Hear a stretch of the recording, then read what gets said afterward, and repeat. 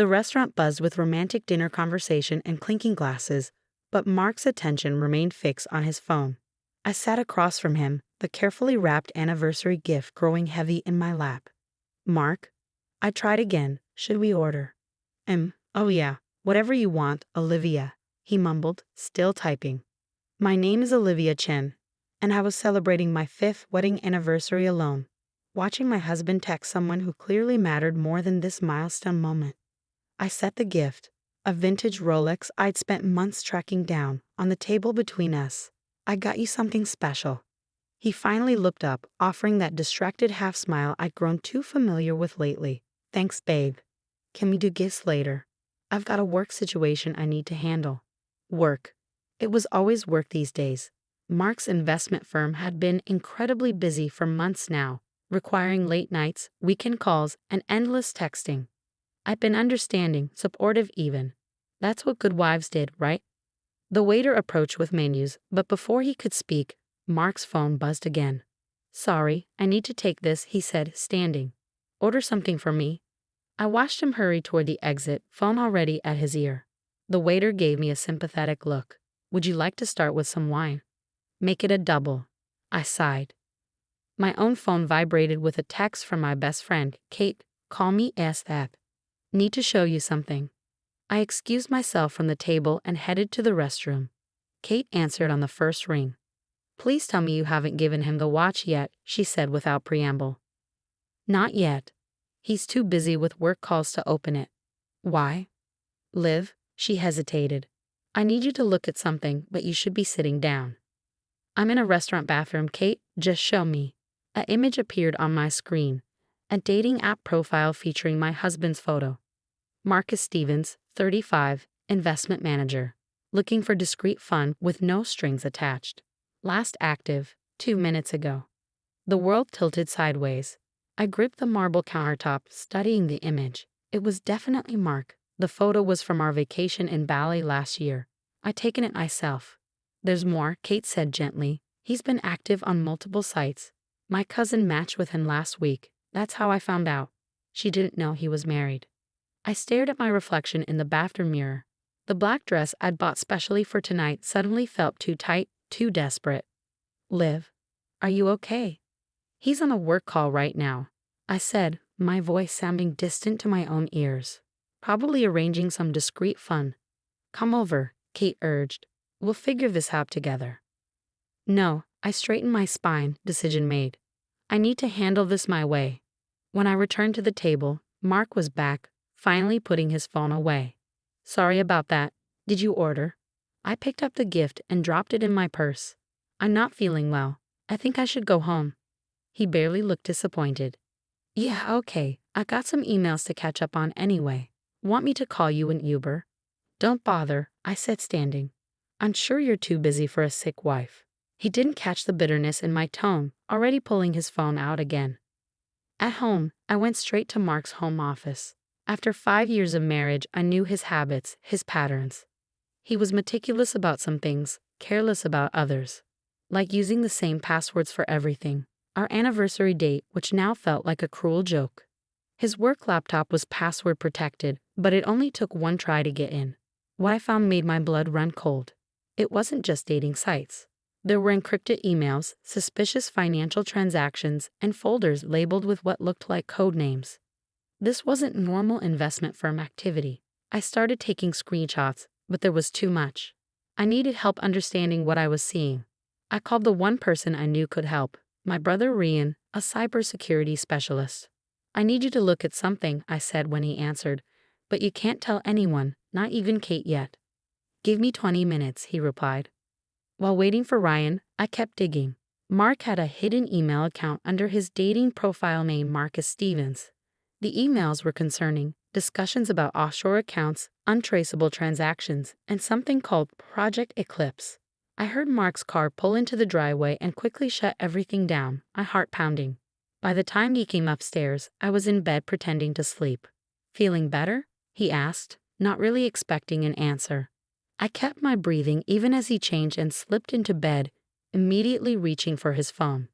The blue light illuminated his face as he typed, probably messaging one of his dating matches, or worse, based on what I found on his laptop. The next morning, I waited until Mark left for work before meeting Ryan at his apartment. His reaction to the screenshots confirmed my worst fears. "Liv," he said slowly, "this isn't just cheating. Your husband is involved in something seriously illegal. These transactions, they match patterns we look for in money laundering operations." I sank onto his couch, clutching my coffee mug. Money laundering? For who? That's what we need to find out. Ryan was already setting up his equipment. But first, we need to be careful. If he's involved in what I think he is, this could be dangerous. What do you recommend? We document everything quietly. I'll help you set up secure monitoring on his devices. But Liv, he caught my eye, you need to act normal. If he suspects you know anything, it could be bad. I thought about the man I'd married 5 years ago, the charming, ambitious investment manager who'd swept me off my feet. Had any of it been real? What about the dating profiles? I asked. Actually, those might be part of it, Ryan mused. Perfect cover for meeting certain types of clients. Plus, if anyone got suspicious, it would just look like typical cheating husband behavior. The pieces were starting to fit together. The constant texting, the late nights, the sudden influx of new clients at his firm. I need to get access to his other laptop, I said. The one he keeps in his office downtown. Ryan raised an eyebrow. You think there's one there? He mentioned it once, said it was for sensitive client information. I bet that's where the real records are kept. We spent the next few hours setting up surveillance software and secure communication channels. Ryan taught me how to access and document everything safely, leaving no trace of my investigations. One more thing, he said before I left. I'm giving you this burner phone. Use it only for contacting me about this. And Liv, be careful. Men like this, they don't react well to being exposed. That evening, I played the perfect wife. I apologized for ruining our anniversary dinner, suggested we reschedule. Mark barely looked up from his phone. Sure, whenever you want, he said absently. I might be traveling next week though, big client meetings. I wondered how many of those client meetings were actually dates, or worse, something more sinister.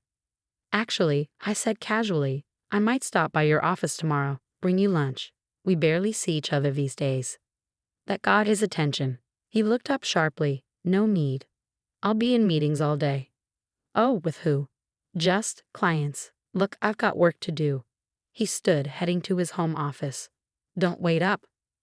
I heard him lock the door, something he'd started doing recently. Through the wall, I could hear the murmur of his voice as he made another work call. On my burner phone, I texted Ryan, need to get into his office tomorrow. Can you help? His reply came quickly. Already working on it. Be ready at 9 a.m. I lay in bed that night, listening to Mark type and talk in his office, wondering how I'd missed the signs for so long. The separate bank accounts he'd insisted on. The mysterious business trips. The way he'd discouraged me from visiting his office. My husband wasn't just a cheater. He was a criminal. And tomorrow I was going to prove it. The morning sun glinted off the glass and steel facade of Mark's office building as I approached, dressed in my most professional outfit. Ryan had done his homework. The security guard was on break, replaced by a temporary worker who didn't know the regular staff. Mrs. Stevens, I said confidently, using Mark's dating profile surname. Here to surprise my husband. The guard barely glanced at me before waving me through. Mark's firm occupied the entire 15th floor.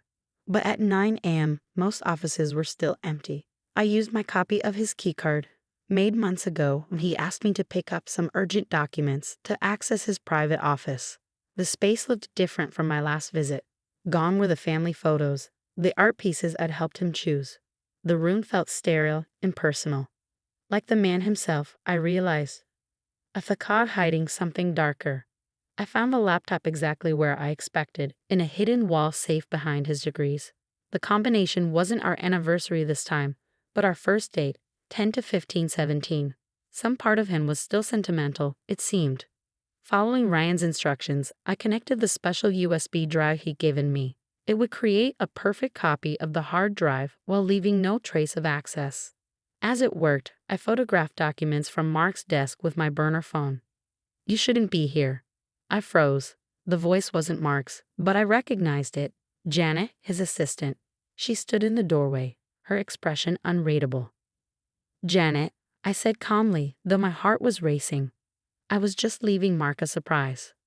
Was that before or after you started copying his files? She stepped into the office, closing the door behind her. I've been watching you, Mrs. Chen. You're smarter than he gives you credit for. I studied her carefully. Janet had worked for Mark for 3 years, always professional, always slightly distant. Now she seemed different. How long have you known? I asked.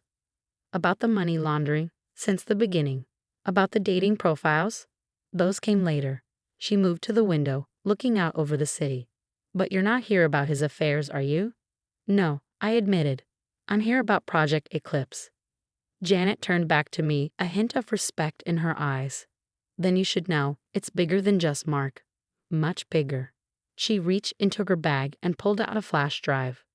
3 years of documentation. Account numbers, client lists, everything. I've been gathering evidence since I realized what they were really doing. Why are you helping me? Because they killed my sister. Her voice hardened. She was an accountant at one of their shell companies. Got suspicious, started asking questions. Had a car accident 2 weeks later. The USB drive finished copying. I removed it carefully, trying to process this new information. Who are they? The same people your husband works for. The ones using this investment firm to clean money for some very dangerous people. She handed me her flash drive. There's a meeting tomorrow night. Everyone will be there, the whole network. That's your chance. Why haven't you gone to the authorities? Janet's laugh was bitter. With what proof? Against these people. I'd disappear before I could file a report. But you're his wife. You have access no one else has. My phone buzzed. A text from Mark. Coming to office early. Be there in 20. Janet saw the message over my shoulder. Go. I'll clean up here, make it look untouched. But Olivia, she caught my arm as I reached the door. Be careful. The people behind this, they make Mark look like an amateur. I made it out of the building just as Mark's car pulled into the parking garage. Back in my car, hands shaking, I called Ryan.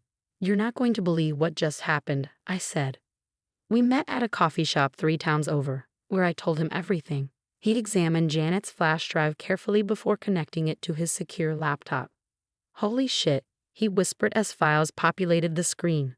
Liv, this is major cartel money. International trafficking operations. Your husband's firm isn't just laundering money. They're financing criminal enterprises across the globe. Janet mentioned a meeting tomorrow night. Everyone involved will be there. Ryan looked up sharply. That's our chance. But we need to do this right. One wrong move. I know, I said. But I have an idea. That evening, I played my role perfectly. When Mark mentioned working late the next night, I didn't question it. When he kissed my cheek absently before bed, I didn't flinch. But as he slept, I was setting everything in motion. The next day passed in a blur of preparation. Ryan set up surveillance equipment while I coordinated with Janet, who provided security codes and meeting details.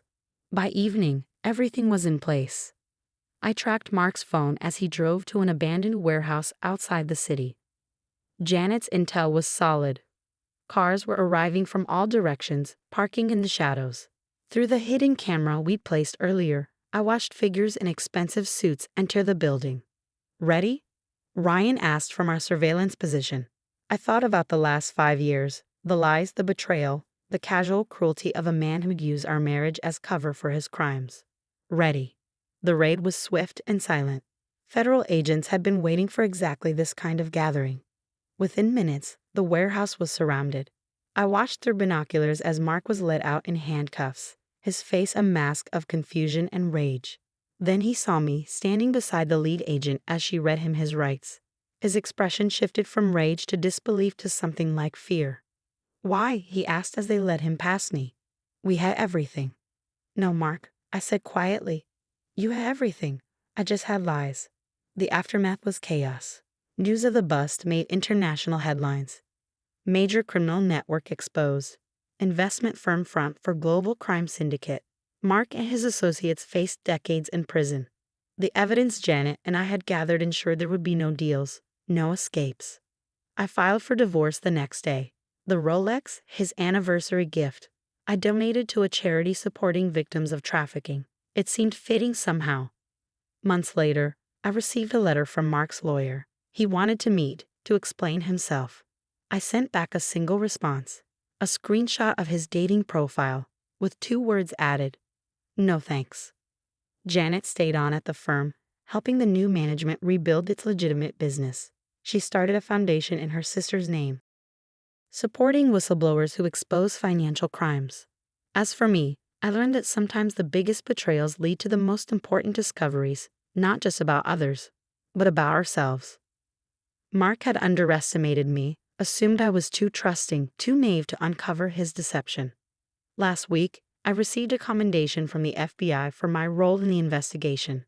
The ceremony was private, my name kept out of public records for safety, but meaningful. Kate and Ryan were there, along with Janet. To taking down bad guys, Kate toasted afterward. To justice, Janet added. To truth, I said, thinking of that anniversary night that had started it all. Even when it hurts. The dating profiles that had first exposed Mark's deception were just the tip of the iceberg. But they led me to uncover something far more important than infidelity. They'd shown me my own strength, my capacity for justice, my unwillingness to look away from evil, even when it wore the face of someone I loved. Mark had taught me an invaluable lesson, though not the one he'd intended. He'd shown me that sometimes the greatest acts of love are not the rings we wear or the anniversaries we celebrate, but the moments when we stand up and say, enough. I still wear my wedding ring sometimes, not out of sentimentality, but as a reminder that truth, no matter how painful, is always preferable to comfortable lies. A reminder that justice, though slow, is worth pursuing. A reminder that sometimes the happy ending isn't the one we planned, but the one we fight for. The warehouse where it all ended has been demolished now, replaced by a community center. I drive past it sometimes, remembering the night everything changed. The night I stopped being Mark's wife and became something more important, my own hero. They say every ending is just a new beginning. Mine started with a dating profile and ended with a federal investigation. Not the anniversary gift I expected, but exactly the one I needed. And somewhere in a federal prison, Mark is learning that his biggest mistake wasn't getting caught. It was underestimating the woman he married.